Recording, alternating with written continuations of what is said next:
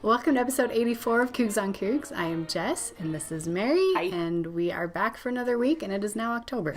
Yep, and do we want to mention our record? Sometimes we say our record, but let's not. So we're going to start with actually some great news. Jess and I have been asked by our friend Wendy, who I feel like we talk about all the time. She's in Talk of the Town a lot, Wendy Brown. She has a makeup blog that she does, and she is running this amazing giveaway, and it's kind of awesome. It's kind of like this love letter to all of the female BYU fans, which we obviously are in support of. Yes, always. So we're part of the giveaway in that if you follow us on Twitter and if you subscribe to our YouTube channel, then you can get extra entries. There are a lot of things you can do to get additional entries to that. We're contributing a cup signed by Kalani Sataki. What else is there? There's so many things you can win. Makeup. Lots of blue makeup. A shirt from the Royal Army, which we talked about them last week. A decal from Dalai Lama, who's really good. And then just a few other little things in there. Yeah, lots of like apparel, infinity scarves. I think there's like a lanyard. Pretty cool package. So we both want it. You can check out denovoreview.com. We'll put the link up for you. Yes. But yeah, go to there to enter or check our Twitter feed. We posted about it too. Yes, we did, and we will continue to do so. It will be open for the next 2 weeks, so it closes right before the Mississippi State game. So we'll keep you posted on that. But let's get to our notable quotable, which this week comes from Thomas Edison. He says, opportunity is missed by most people because it is dressed in overalls and looks like work. So I feel like we're veering away from moral victory and getting into the hard-nosed, like this can't keep going on. Just we have better. to dig in and get to work. Sticking with our kind of somewhat dejected mood about football, now we do have to say it. We're 1-4. We lost to Utah State. Last week, we forewent what went right. It was put on probation. This week, we are going to forego coaching from the couch. Completely. Which I hate to do. I mean, that's one of our favorite segments during football season, but we decided that the team needs doctors more than it needs coaches. It needs resuscitation. So let's see. Should we put on our doctor hats? Yes. Let's see what tools I need. We don't actually have a hat. Okay, so here's my stethoscope. Blood pressure. And my, what is this, to check reflexes? Sure, I would like to check some reflexes of some people on the team. Anyway, okay, Dr. Tyler, I think we've each got a couple diagnoses. Let's get to your first one. All right, Dr. Blanchard. My first one is what I like to call no pointitis, which has to do with the lack of point scoring. Now, I was pretty excited at one point during that Utah State game because we hit 21 points, and that was our season high from 20 to 21. And then we stalled out. Yeah, it's been rough for the offense. We all know. But the one thing I would prescribe to fix this and fix it quickly is no more red zone penalties. Oh, you mean like when we almost scored when it was one possession and there were the 2 holding penalties and then we didn't score? Too soon? Yeah, Sorry. Okay. And not just this game. Other games. Not just this Too game. many touchdowns being called back. Penalties when you're, at first and goal and you can't get there and you have to kick a field goal. Yes. Yeah, anything like that. Penalties within that red zone are just killing us. Agreed. And killing momentum, and they just have terrible effects all around. And I think too, it's really just about being disciplined, being a good teammate, doing your part, and that's it, really. It's really not that hard. Just don't screw up. You know these things. You know what penalties are, what causes them. Don't screw up. Can that be the official prescription? Sure. Okay, for my first diagnosis, it's actually, I called it broken record syndrome. So can we pull up this tweet from Handsome? Let's pull it up. Yeah, we're 1-4. And these boys are heartbroken after they lose, and we're heartbroken, and it's just very sad. And I keep seeing these tweets after every loss. So this one's from Handsome. It says, win or lose, I'll always love BYU. Same. Bottom line is I need to do better. And I saw Troy Warner tweeted the same thing. And it's not the first time that we've seen these guys saying that. And I'm glad that they're saying it. It's the right sentiment to possess. Yes, you need to do better. But what I would rather have happen is for them to actually do better and not have to tweet about it. And I'm not singling out handsome. I just want to clarify that. But I'm just saying in general, I want to stop hearing it and start seeing it. Does that make sense? Oh, yeah. It reminds me of one of my favorite movies, The Greatest Game Ever Played, where Shia LaBeouf's character is playing golf, and he's just playing really badly, and his caddy's this little kid, and he just tells him, you're just going to have to play better. He's like, that's all it is. You just have to play better. There's the official prescription for that one. Okay, Dr. Tyler, what's your second diagnosis? All right, I couldn't come up with a good name for this one, but it has to do with field position, because this is a huge part of the game, especially when you've got maybe some less experienced quarterbacks like we have recently. Like Coy Detmer? Yeah, or even Bo Hodge, really. Yeah, true. I took this from Gregor Bell because I know he really cares about this stat a lot, and he talks about it a ton. And this is the average starting field position, which he says reflects all phases of the game, so offense, defense, special teams. In the 4 losses, BYU has been negative 15 yards, negative 8 yards, negative 16 yards, negative 17 yards. So in all those losses, that's a huge disadvantage. And he even says, even if BYU's advantage is even just +1, they have a way higher percentage of winning. So I feel like there's a few things you can do for that. One is just the prescription is just be smarter. You know, when you're looking at the guys who are taking out punt returns or kickoff returns, be smarter about when you come out or not. Huh? Yeah, I think right now we're actually averaging negative for punt returns. I wouldn't be that surprised. Come on, fewer turnovers. That's a huge portion of that stat. Is turnovers a lot of times give you really terrible field position, and then just. I mean, I hate to say this, but it's all about execution, right? Like I said last time, execute better. Play better. Just play better. Okay, so you pretty much led into my second diagnosis, which in the great words of Coach Herman Boone of the C.C. Williams Titans, why are you fumbling my football? I wish that I could make everyone who fumbled the football run a mile like Coach Boone, because that worked. Got him to stop fumbling. I wonder what they do about fumbles. I hope that they do something. You think they do something? I hope. But, well, okay, so, yes, why are you fumbling my football, which after Utah State is part of my diagnosis, but mainly it's interceptions. So, yes, the catchy tagline is fumbling. But if you look at our turnovers over the season, shout out to #HireKen for doing these for me real quick. We've got 13 total turnovers on the year.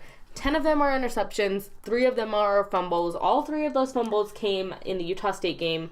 We are averaging 2 interceptions per game and 0.6 fumbles. And so 2 of the 3 fumbles came from Ula. One of them came from Austin Confensis, who, by the way, me and Jess took at least a full series to be like, who is in at quarterback? Who is number 2? And we thought it was Matt Hadley, and then it wasn't. We were so confused. Anyway, 2 interceptions per game? Can we just rewind and take away 2 interceptions versus Utah and 2 interceptions versus Utah State? And let me ask you, who wins those games with 2 less interceptions, 2 fewer interceptions? I don't even want to ask how that hurts. Our prescription is ball security, whether it's not dropping the ball, and you know how we feel about dropped balls. If it hits you in the hand, you catch the ball. And hold the ball with 2 hands. So the only time that you should be carrying the ball with 1 arm, is if you're out in open space. If you're going into hostile territory, you've got to protect that football. For it to happen 2 times in a row, basically, it really did happen 2 times in a row. It's just, nope. Isn't there a quote from Reno that says, ball security is job security? So, better look out. Can I prescribe one thing for fans? I just want to say, with all of the crazy things happening in the world right now, with the natural disasters and mass shootings and all of that, I would just like to prescribe that all of us fans just take this for what it is, which is a game, and it's supposed to be fun. We're prescribing several chill pills right here? Yeah, pretty much. I mean, you have to remember, too, these are college kids. Yeah. They're trying their best. Yeah. You know, it's hard. Absolutely. But don't get too down on them. Yes, I wholeheartedly agree, and you better listen to us because we are definitely doctors. Okay, so let's move on. Let's just, not talk about football anymore right now. I'm fine with that. For now. Have we ever been more ready? We're always ready to talk about basketball because Jess and I love basketball more than a lot of you. But some of you all might be more ready for this basketball talk. You know what? Basketball is not lost this year yet. Not yet. Oh, nope, that's not true. Basketball's not lost this season yet. There we go. Let's go with that.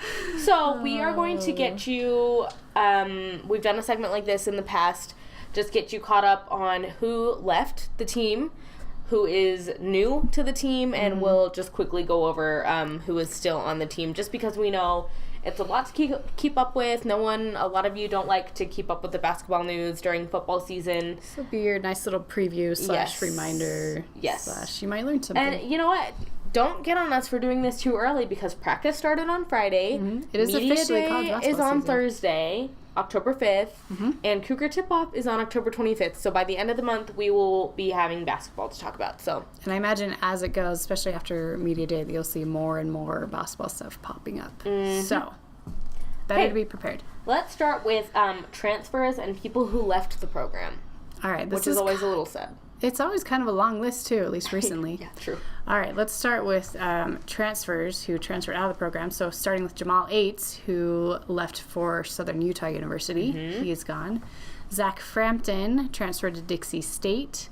Stephen Bayo, Mary's favorite, is now playing at Eastern Washington. He's from Washington, so. I'm so sad about that still. Yeah, so those are 3 main transfers there. Yes. But that's not all that's left. Nope. Corbin, you are losing to football. Obviously, he is not on this year's roster. Colby Leifson, you left to a mission. He left for Brazil over the summer. He will be back, but he is gone for now.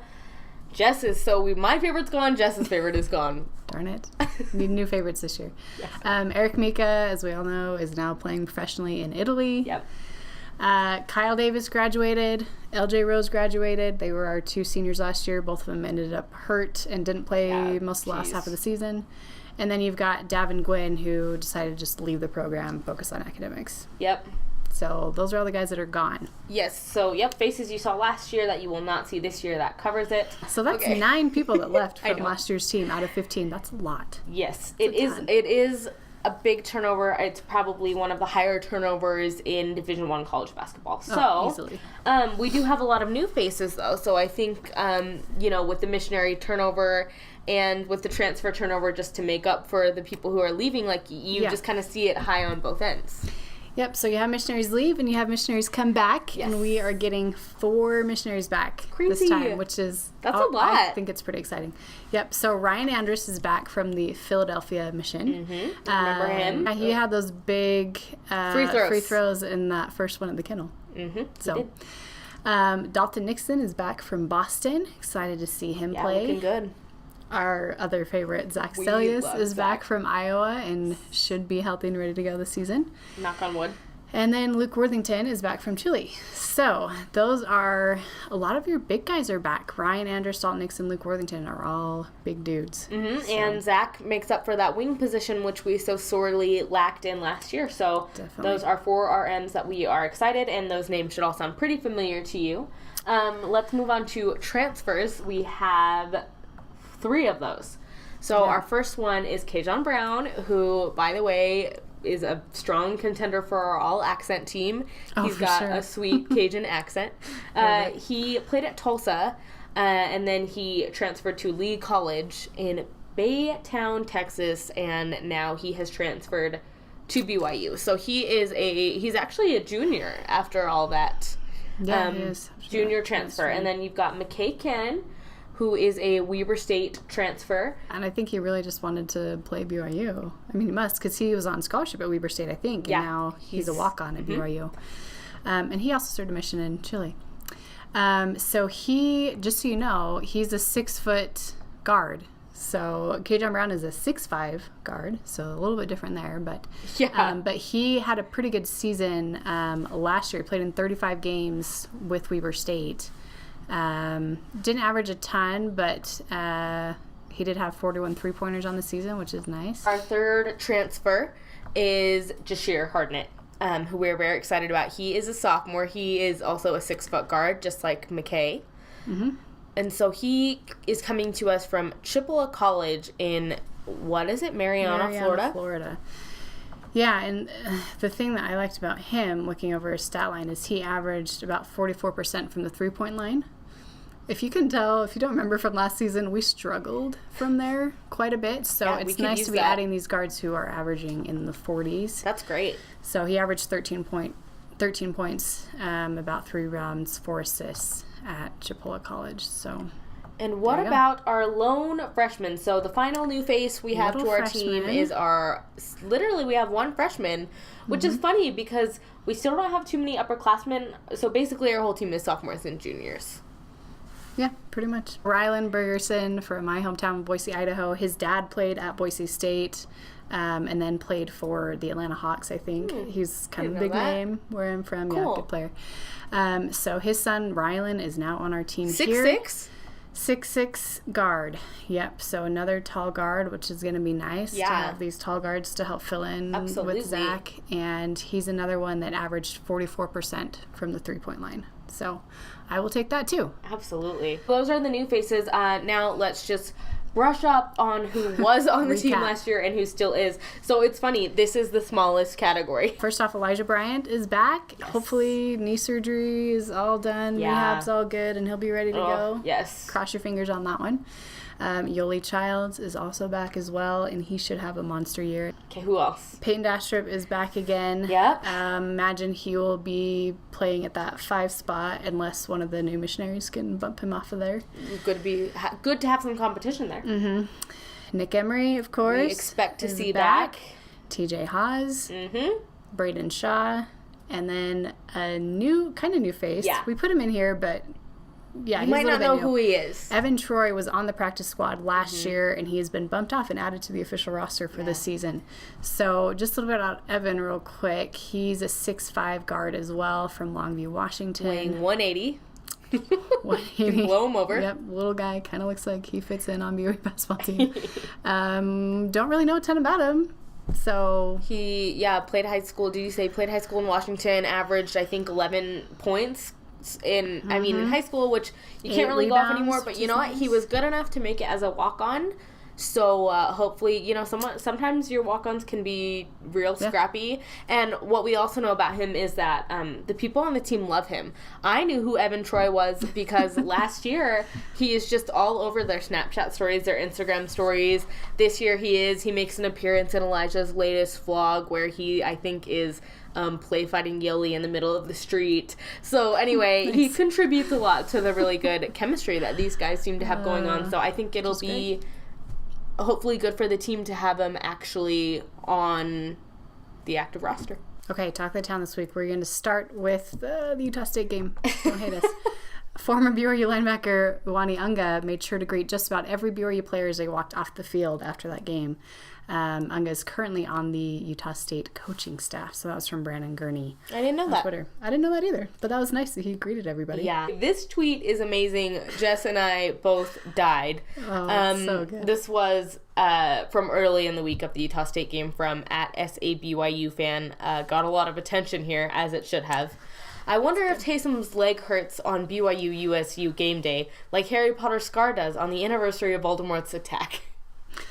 Oh, it hurts. This is interesting. Maybe going back to your comment about Ula and losing fumbles and all of that. Ball security is job security, right? Mm-hmm. Kalani Sitake said that Riley Burt has returned to running back position. Oh, and I wish that we could say that he's the only one getting bounced around, but hello, Austin Kafensis, he came in at quarterback. Like, Matt Hadley's been bounced around a whole bunch. This could have been one of our diagnoses, honestly, but just instability at positions. Yeah, especially running back. This tweet comes from Jordan Plater @PlaterJ. He said, "In my prayers, I asked to not think about the BYU game. I didn't think God would give me a kidney stone. Prayers answered." Yeah, be careful what you pray for, I guess. We always, say that you never know how the answer to your prayer will come, and for him, that's how it came. Sorry, Jordan, we hope you get well soon. Yeah. This is from the Daily Universe Sports Desk. Gosh, the worst news. Yep, if you missed this, Jamal Williams went out of the game with a sprained knee. Devastating. Over the weekend. So we hate to see anyone go down, but Ty Montgomery, the Packers starting running back, left the game, and BYU fans started to get real excited because it was Jamal's opportunity to shine, and a few plays in, he has to go out with a sprained knee, and the Packers are on their third and fourth string guys, who, by the way, the third string guy got a touchdown, and I'm bitter because that should have been Jamal. I know, it's a bummer. So hopefully it's not too bad, and he's able to get back out there soon. It sounded like it wasn't too bad from the MRI and whatnot, but who knows. Moral victory news. So, bad night. Obviously, Utah State was just a disaster. But Blair Frei said, on the bright side, BYU had the number 1 play on SportsCenter, top 10 with the Hodge to Bo Tanner touchdown. Which was pretty incredible. It was an amazing touchdown. All right, this is from my mother. Yes, it is. It was funny because I didn't even see it till Mary was like, your mom just tweeted something about Tanner. And it was funny. She says, I love seeing how invested Tanner Mangum is from the sidelines. Tanner made some priceless faces. We were all making priceless faces from home, but we were lucky enough to see Tanner. I know. # nervous nail biter. There he's biting his nails. I didn't know he did that. Is he a nervous nail biter? I'm gonna judge from the picture, yes, but I don't know. I'm sure it was probably just killing him that he was not out there playing. Absolutely. If anything. Mark our words. Do not be surprised if you see Tanner this week. We're just saying. Yeah, for sure, because that will kill him. Yes. Okay. This is funny. This comes from Michael Elisa. So question number 1, is Tanner a nervous nail biter? Question number 2, is Michael Elisa a model?